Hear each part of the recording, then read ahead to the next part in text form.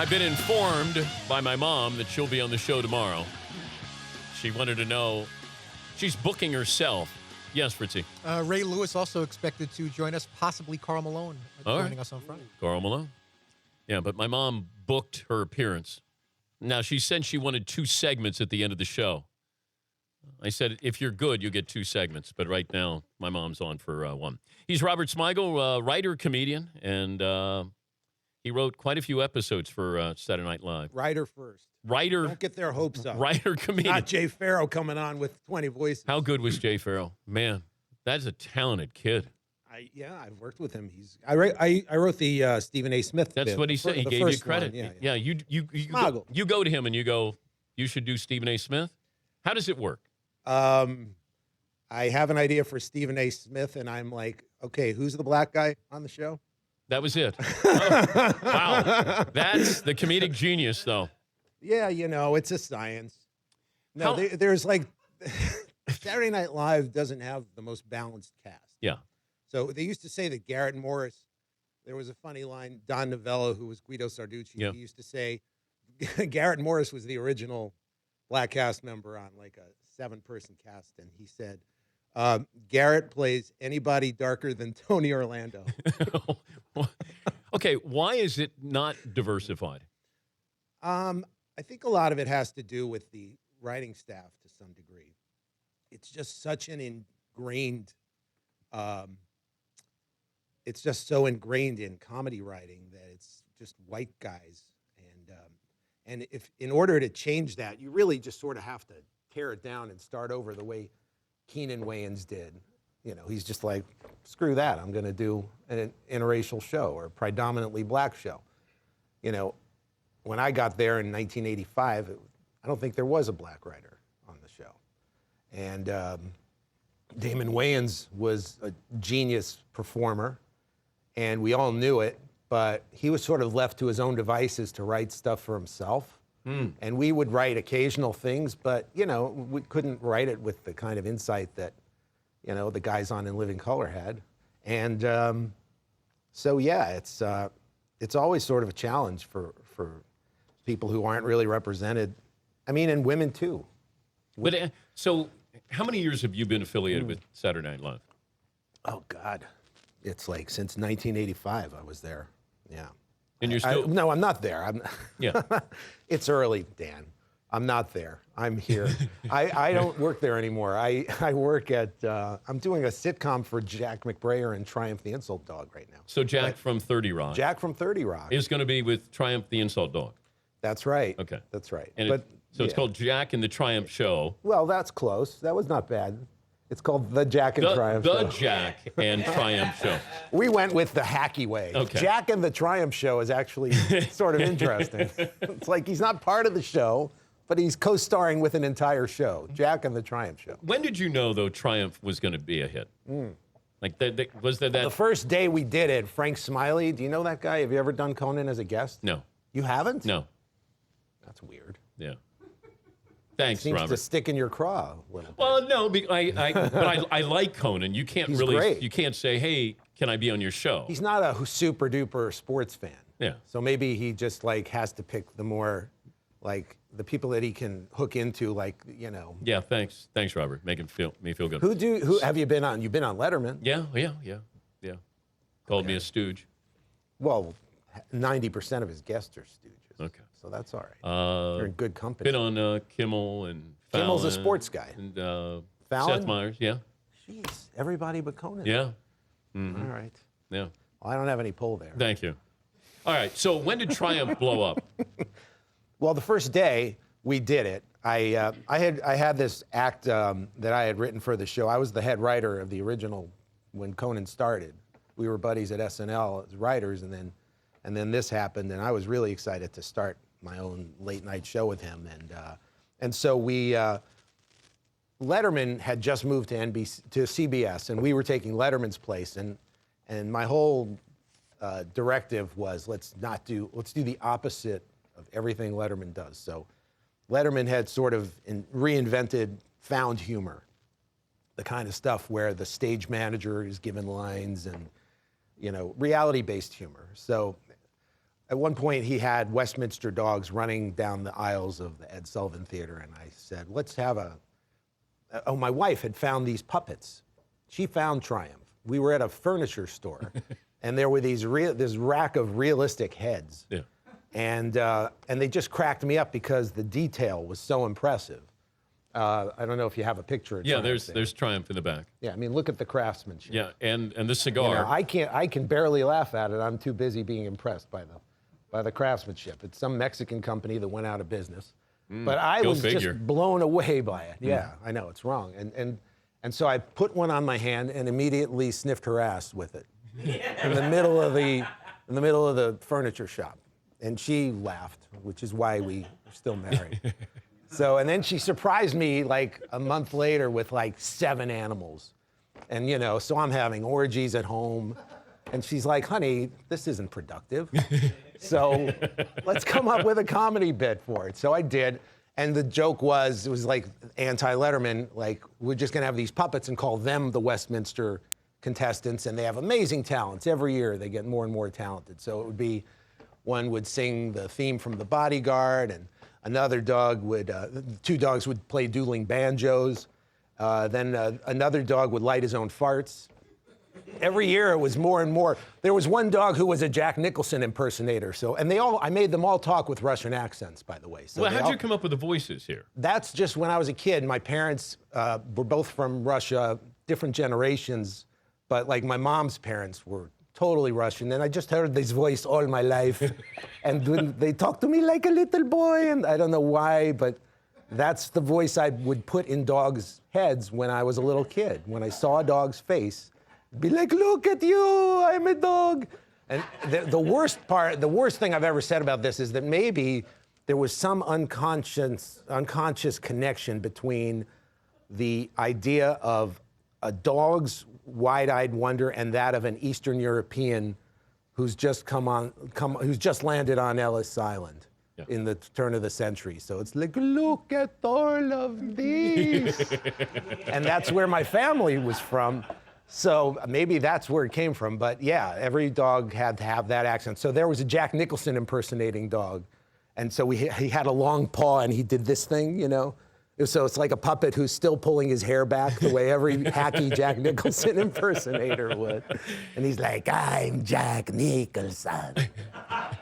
Here's Johnny. How about after the break, Triumph the Insult Dog interviews me? Oh my God. Can you do that?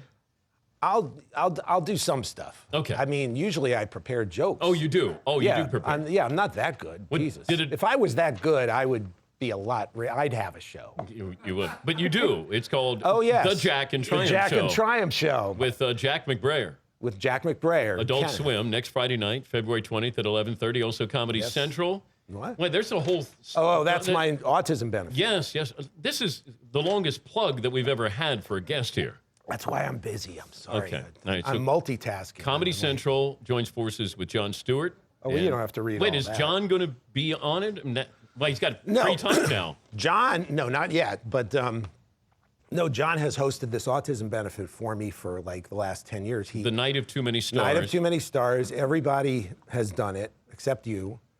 I'm not sure why. Yeah, but I can't, once I get on Conan, then I'll get on. Yeah, we want to test you and see how. Yeah, see if I'm any good. See if you can make the Conan. Man, you all right? You're going to make it through? I am. I just, all right. It's the coffee. I'll let you, we'll take a break here. We'll take a break. Yeah, we will. That's what we say. We'll take a break. We'll come back. And I'll bring up the infamous Eminem versus Triumph the Insult Dog. Oh, good. Yeah, because I had my money on Triumph. If there was going to be a fight between you Eminem was haunted by that for years. I think he still is. Very strange situation. All right, hold on. Save the story. Okay. Called a radio tease, Robert. All right. Go clear your throat. All right, Robert Smigel, comedian, actor, writer. Jew. Anything else? Good yontif, by the way. James Dolan fan. Huge James Dolan fan. Has he returned any of your letters? That's what I want to know. Oh. All right, we'll come back. This is the Dan Patrick Show. He's Robert Smigel, writer-comedian. The Jack and Triumph Show with Jack McBrayer premieres on Adult Swim next Friday night, February 20th at 11:30. Yeah. Okay, you're going to be on Jimmy Fallon tonight with Triumph the Insult Dog and Jack Yeah. McBrayer, right? Yeah, it's scary. Are you allowed to have Brian Williams humor? Oh, God. I don't know. We have jokes about it. If we don't do it on Jimmy, we might do it on another show. Okay. Like Conan. We're going to be on Conan. Oh, you of are going to course. be on Conan. Okay. Yeah. You can say anything on Conan. I don't know how they Try one out here. feel. Try one out. Brian Williams joke. Okay. So this is Triumph the Insult Well, here's Dog. one that you can actually play match game with. Okay? Oh, gosh. Yeah. I'll be Gene Rayburn.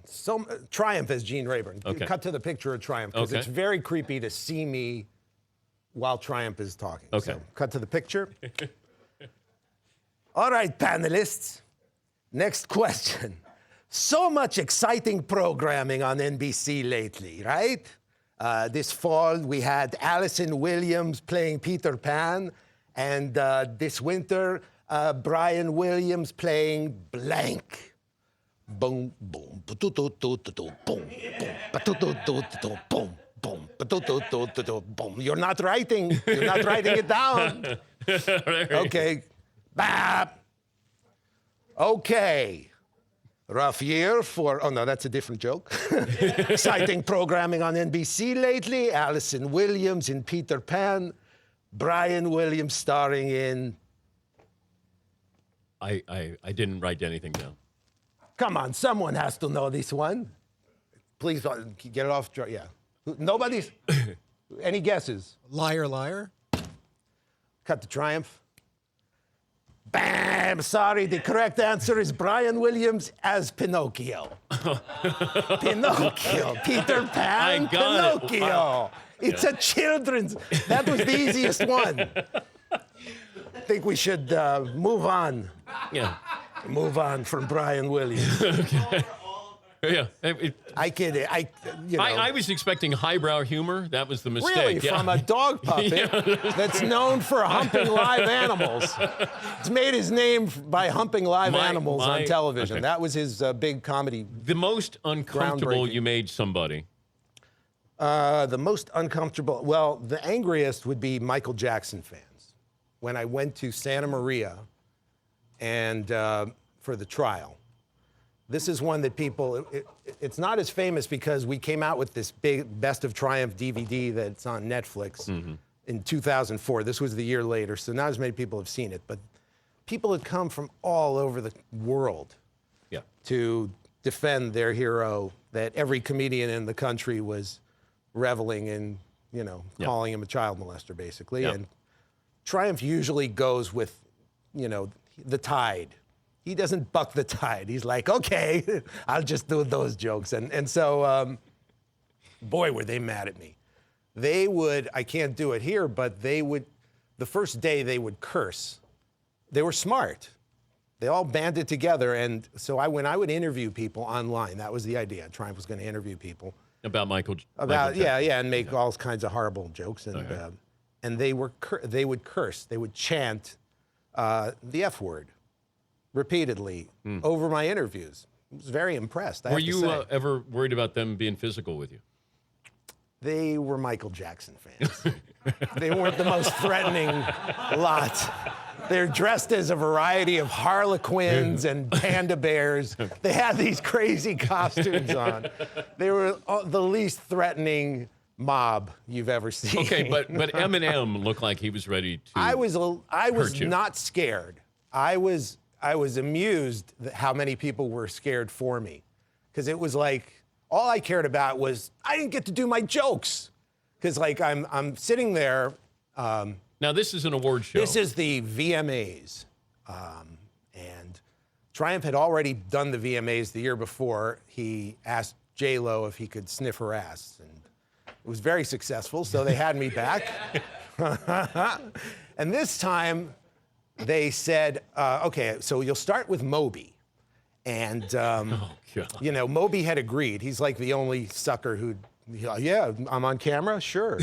So Moby was fine with talking to me. And then they say, oh, and then we'll have you go up to Eminem. And I was like, okay, so can we talk to Eminem, let him know? Hey, he's Eminem, he's gonna love it. You've seen his videos, he's hilarious. And he is. but so what happens is, so they place us. Like, I didn't know any of this. They're like, okay, so there's Moby. I'm going to sit next to him. No, we're going to move Moby 3 rows behind Eminem. It's going to be great. Come on. This is like during the show. So they plant us like 3 rows behind Eminem. And this is a commercial break. And Eminem sees this. And Eminem had a beef with Moby. This was the whole thing. He had dissed Moby in his nominated video because Moby called him homophobic.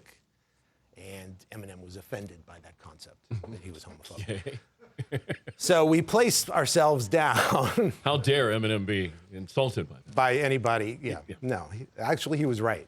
But, so Eminem sees Moby, and this is Eminem. He's like, and Moby's there, and he's like, I can't do it because this is television. Yeah. So but what the F are you doing here? And then he called him, it wasn't a homophobic word. He had the presence of mind not to call him a homophobic slur, but he found a slur that stung, and Moby was just like, oh, I guess he's madder at me than I thought he was. It's like, yeah, well, we're going on in 30 seconds. We're just going to deal with it. So I insult Moby, and then I have to go up to Eminem, and Eminem just grabs the puppet like with his hand and just like, it's all right, I already have my TV time. You know, he's doing that voice, and his posse's right next to him, and it's like Proof and Obi Trice were the rappers, and I kind of try to keep going, but then Proof takes my sheet of jokes, because I don't memorize anything when I'm trying. Well, I mean, I improvise sometimes, but if I have jokes, I'm gonna, it's, pathetic little Jewish guy on his knees.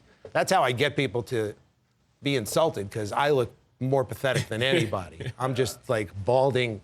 Is it okay if I say a joke? And so Proof knocks my papers over. But he had a smile on his face. He knew he was in the middle of basically a wrestling sketch. But the MTV panicked, cut away, and everybody later was like, oh my God, I was so scared for you. You were gonna get killed. It's like, these are performers. What are you talking about? And I wanted to go backstage because I had this idea, because Jimmy was the host, Fallon. And I said, let me talk to Jimmy. I'll get a neck brace. It'll be hilarious. And I'll come on. Yeah, and I'll apologize, and I'll do some of the jokes that I was going to do. We ended up doing that in a press conference later, but I wanted to do it, and they wouldn't let me go backstage. They're like, he'll kill you. You're going to get murdered by the man with the rappers. It's like publicists living their dream life of over-dramatizing the thing. And that would have been, I would like to have seen you two go at it, though. No, but the amazing thing is, like, I should have been just a stain on Eminem's shoe, right? Yeah. I mean, it's a stupid puppet. Will you He's have the him most on brilliant rapper on the show. No, but a year later, he writes a song about Triumph. Like, I'm past it. He writes a song called Ass Like That. He imitates Triumph on the song. And it's a funny song. And I'm like honored and thrilled that he didn't mention my real name. That would have been bad if your real name. But the show is the Jack and Triumph Show. The Jack and Triumph Show on Adult Swim. Yeah, next Friday night, February 20th at 11:30. Very funny multi-camera sitcom. Okay. And it has remotes in it. I should really have talked more about the show. Oh, well. Keep your head up. It'll be good. Yeah, it's a very funny show. We have a lot of crazy. Joey Fatone is a regular. Triumph and Jack play has-beens. They play. Jack plays an ex-child star who was like on a show that was like Lassie, and Triumph was his dog on the show. And now Triumph, years later, is a has-been. He wants to get back in the business, and Jack doesn't.